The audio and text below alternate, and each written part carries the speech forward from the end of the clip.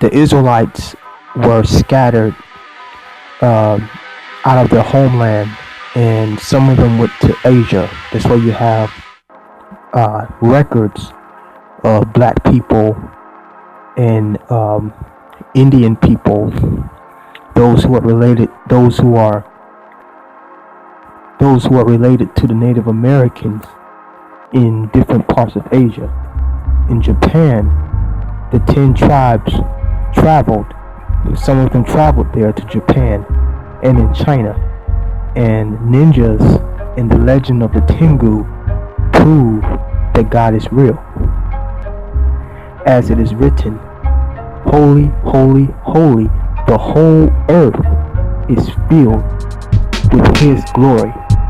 The Israelites were dispersed everywhere across the world, and God's glory was with them. This is Tengu. I'm gonna read what a Tengu is. This is Wikipedia. Tengu, heavenly dog, are a type of legendary creatures found in Japanese folk religion and are considered a type of Shinto god, kami, yokai, which is supernatural beings. I want to point that out because the Tengu is a supernatural being, just like the angels of God are supernatural. And let's find out how the Tengu connects with the Bible and connects with ninjutsu. Here's another sentence. Tengu are associated with ascetic practice known as shugendu, and they are usually depicted in the distinctive garb of its followers, the yamabushi. I printed this from the website, The Lost Tribes of Japan. I'm gonna read what yamabushis are. The Yamabushi are people who regard mountains as their holy places for religious training. The people of Israel also regarded mountains as their holy places. The 10 Commandments of the Torah were given on Mount Sinai. Jerusalem is a city on a mountain. Jesus, Yahushua, used to climb up the mountain to pray there. His transfiguration also occurred on a mountain. In Japan, there is the legend of the Tengu, the supernatural being, who lives on a mountain and has the figure of a Yamabushi. He has pronounced nose and supernatural capabilities.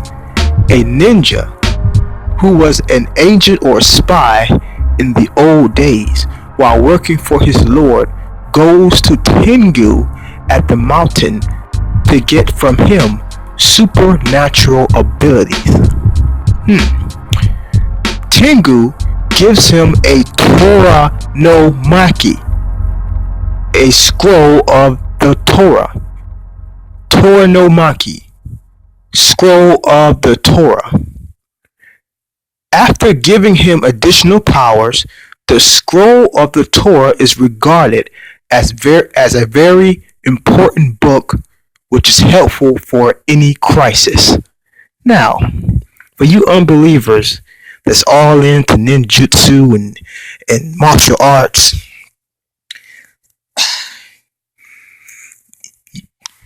did you know it was the Israelites, God's people, that created martial arts? It's similar to religion. As a person, you have to protect certain things, and that's the fundamental premise of ninjutsu. Skill, law, and heart, these are the things to protect. While it's not technically a religion, ninjutsu is similar to many Eastern faiths which emphasize the loss of self or ego. what we're taught is to try to become zero. Don't be strong, don't be weak. And you should not even be yourself in a fight. You are responding to what the opponent does. 1,000 years ago, hundreds of ninja clans lived in the mountains of Japan. Outcasts of society, they developed into a warrior sect of their own. They practiced guerrilla warfare, and legend has attributed superhuman powers to the elusive ninja. Imagine this warlord holed up in his castle, but then he hears that the enemy can turn into animals, or they can fly, or they can just appear in a puff of smoke. He's going to be scared. Now, according to ninjutsu, the loss of self, not having an ego, becoming zero, that is the way of the ninja. A ninja is recognized by being legendary because of its supernatural, because of its mystical ways. For the most part, ninjas are not known to be, haha, look at me. You know, they're an art form of stealth. And according to what Masaki Hasumi just said, a ninja only responds to the opponent. You know, don't be strong, don't be weak. Not even, you can't even be yourself, because yourself is carnal, is emotional. You know what I'm saying? A ninja responds to the opponent. Alright, I'm going to read Sirach chapter 3 verse 17. My son, go on with thy business in meekness, so shalt thou be beloved of him that is approved. The greater thou art, the more humble thyself, and thou shalt find favor before the Lord. Just like a ninja would do. Their whole lifestyle is surrounded in meekness. That's how they carry out their assassinations. And at the end of the clip, Legend of a Ninja would include them having superhuman power. That can be directly traced to the Tengu angel and the Torah. The whole earth is filled with God's glory. The samurais, the ninjas, they were Israelites first, before the Mongolian invasion, before the Japanese. Okay, just as a side note, ninjas, they never wore jet black. In the light of the moon, you know, you could see a person wearing black, so instead they favored dark navy blue. They were very thin people. The Negritos are also small people, Negroes, but smaller. They were Israelite. They are Israelites. To be a ninja, originally, you have to be small in stature. You couldn't weigh more than 130 pounds because they spend so much time on the roofs, climbing on the roofs and climbing. They need to be small in stature. They need to be small in stature and weight to prevent sound squeezing into tight spaces. They gotta be able to lift their own weight when they carry out their assassinations from a rooftop. They need to be able to lift themselves up like real quick, because an assassination needs to be done swiftly. So if a ninja's like hanging from the ceiling, you know, they have to be able to lift their own weight. So that's all I got for right now. Here's some pictures of the Tengu, and notice that they have wings.